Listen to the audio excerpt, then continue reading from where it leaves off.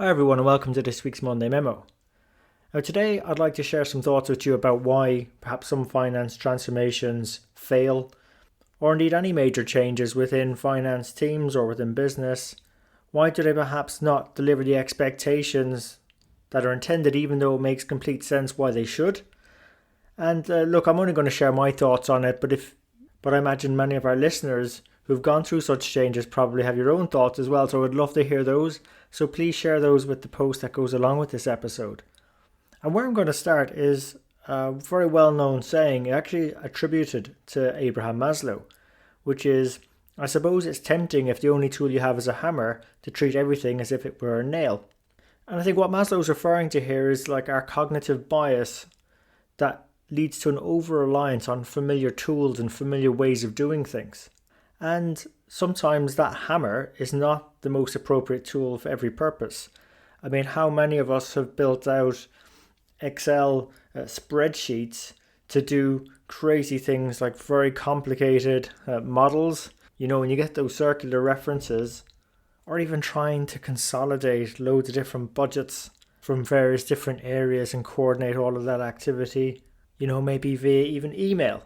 You know, sometimes it's just better to pick up the phone and have a conversation with someone or jump on one of the Zoom meetings. And the challenge is the person with the hammer is going to be trying to fix everything with using their hammer without perhaps considering other options. And I think we see this a lot in finance. We tend to make do an awful lot with what we have rather than look at other alternatives because we see those other alternatives perhaps as costing more or investing more time that we don't have because we're so busy. But I don't want to keep blaming the tools on their own, because true transformation within finance, for it to be successful, it must be done through an integration of not only having the right tools but also the right mindset. And that's where I want to touch on a sort of often overlooked study known as the Einstellung effect.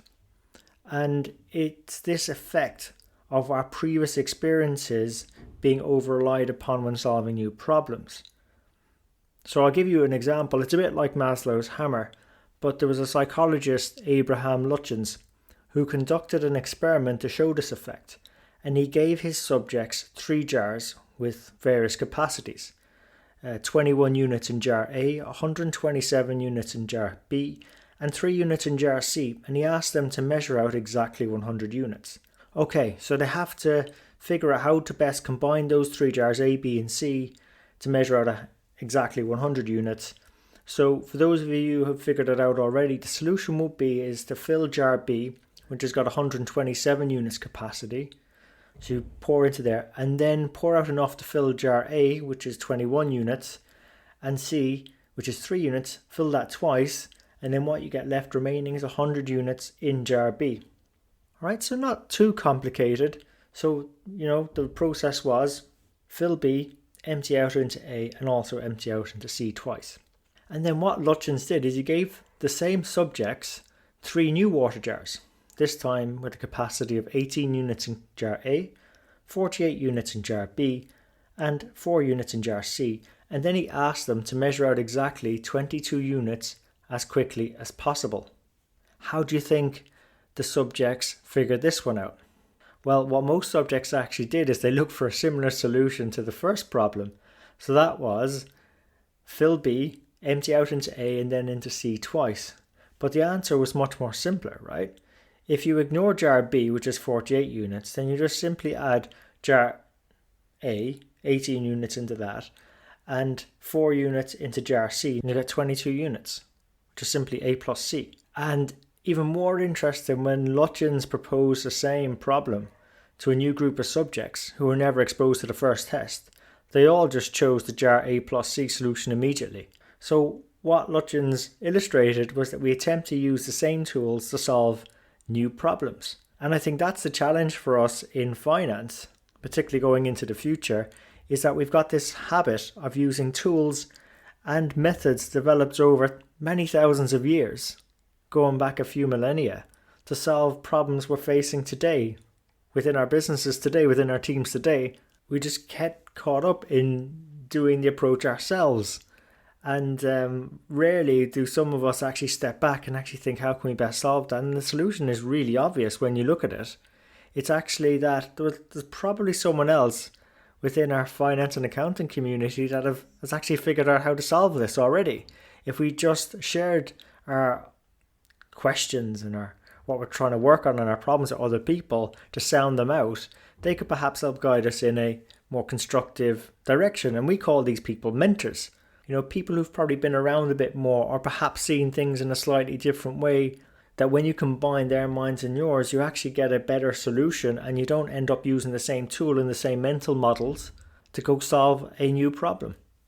And that's a big reason why we bring guests onto the Strength in the Numbers show, so that they can share with you their hard-won lessons, their stories, their pains, things that have worked for them, things that perhaps haven't worked so well, and how they adjusted what they were doing to go solve those problems. And we get them to break what they do down into practical steps so that you can follow in their footsteps to see if it works for you, or if you can get most of the way there and perhaps adjust slightly in your own organization, your own team, or your own circumstance. And there's another element to it as well, which we won't go into here, but there's that element of resting on our mental laurels as well. The brain likes to conserve energy, so it likes to keep doing what it knows and what it knows. So again, whether it's via this show with the guest mentors that come on it, the interviews that we do, or by reaching out and finding your own mentors. And again, it's easier nowadays to do this because you can read so many articles online. You can go onto LinkedIn as well and check people's profiles to see if they've had similar roles that you're looking to get into and problems that they solved, and reach out to them and start a conversation. And who knows where that might lead. So look, I really hope you enjoyed this episode. If you did, please remember to share with your colleagues and friends. You can subscribe on all the major platforms: iTunes, Stitcher, SoundCloud, YouTube and Spotify. And as always, we really appreciate you investing your time with us today. So until next time, take care of yourselves and let's keep on building our strength in the numbers.